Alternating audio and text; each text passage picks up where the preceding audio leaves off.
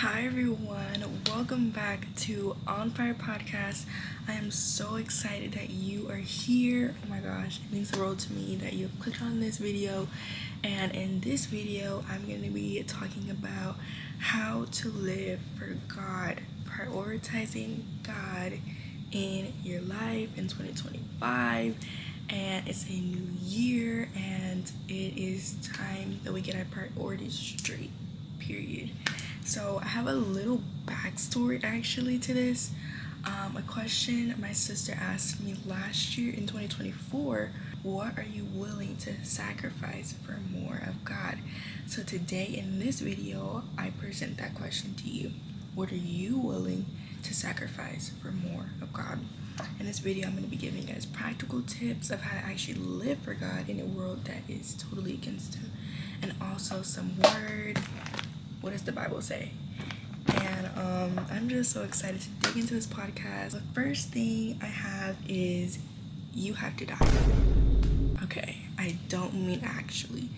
You have to die to your flesh. In the Bible, it actually says that we must crucify our flesh daily, which means to kill. So we have to die to our flesh and to our sinful nature. In Romans 8:13,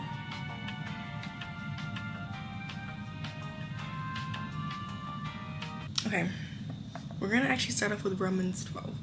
It says, therefore, dear brothers and sisters, you have no obligation to do what your sinful nature urges you to do. For if you live by its dictates, you will die. But if through the power of the Spirit you put to death the deeds of your sinful nature, you will live. For all who are led by the Spirit of God are children of God, meaning we can't be led by our flesh. We can't be led by the things of this world because it's obviously against God and what He wants us to do. He wants us to live godly lives that please Him. And whenever we live in our flesh, it's not going to please Him. Remember, the flesh is what separated us from God, having a relationship with Him. So we have to die to it. I want to show you guys, but this is it. The Bible app on my iPad. So yeah. So for example, I like to think about it like this. Would we watch the certain shows that we watch if Jesus was in the room? Would we say the words that we say if Jesus was in the room? And the thing is, surprise, He's there. He is omnipresent, which means He can be at literally every single place at once. Like, He's God. Like, He hears everything, He sees everything, and one day we will have to give an account to God for the good things we did here on this earth and the bad things we did here on this earth. So we should make it our goal to please Him. What He did was so beautiful. He died the death that we deserved. The flesh was literally taken out of His bones. It fell off all of His bones. His face was unrecognizable to the human eye. What type of death is that? Wow. But He did it for us so that way we could have direct communication with God. Wow, God is so good. And my second point is you have to make up your mind. I want you to say this out loud with me. I love God so much that I'm willing to give blank up. Only you know what that blank is. Whether it could be waking up early, willing to give up sleep, whether that be friends, whether that be TV shows. Give it up. Even if it's like a fast, give it up. So then your question obviously is, but how do we live for God in a world that is just totally against Him? So I have a couple of practical tips that you could do, that we're all going to do to live for God in 2025. So the first thing that I have is it says in James 4:8 that if we draw close to God, that He would draw close to us. So I just urge you to do like a specific time to talk to God, whether that be in the morning, in the evening, in the night. Only you know. I recommend the morning. I know the word can be intimidating, but even in the Bible app, they have plans. They have so many great things that you can do that I do. You can share plans with your friends to do, with your family, and it's just something that I absolutely love. Yeah, and there's always some type of airplane that comes in the midst of my videos every single time.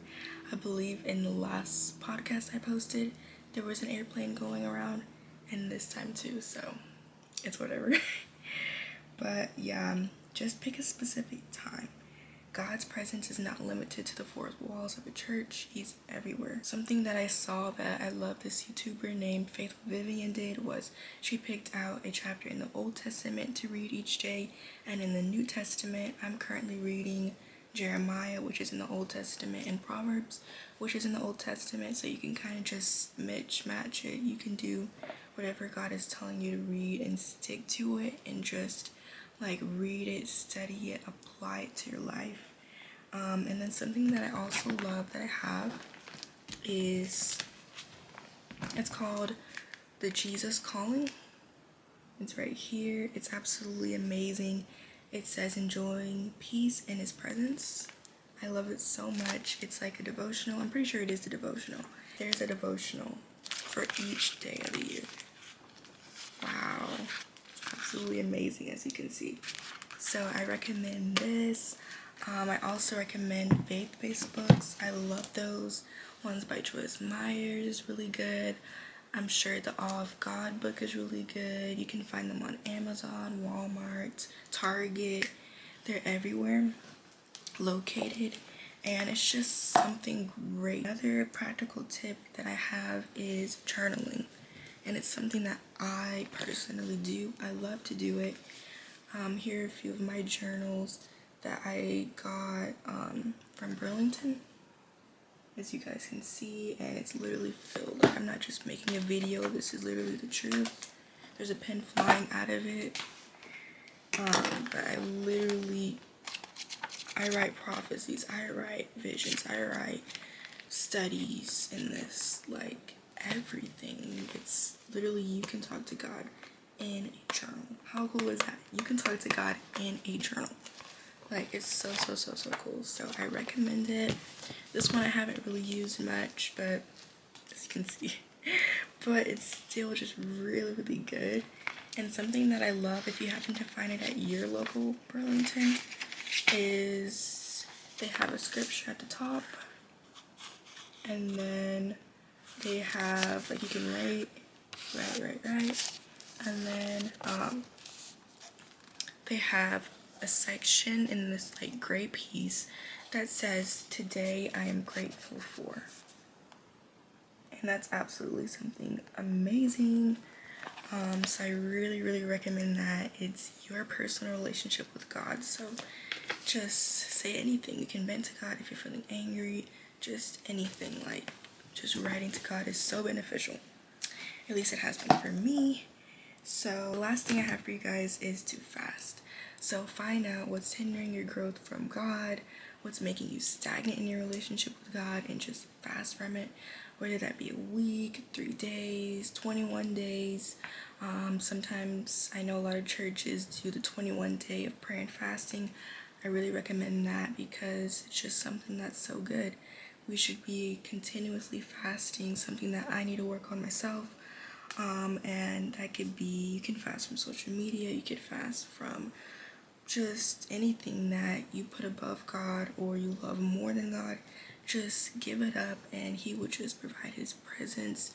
You will just feel so close to God, and wow, it's just something so amazing. I love fasting. It may not always feel good for our flesh, because our flesh wants it, but our spirit is growing and it's teaching us self-control, self-discipline, so many great things. And I love that we have access to God anytime, anywhere, and like that is just important. Just a great thing in prayer is that we have direct communication with him. And yeah, I just pray that all of these tips encourage you guys.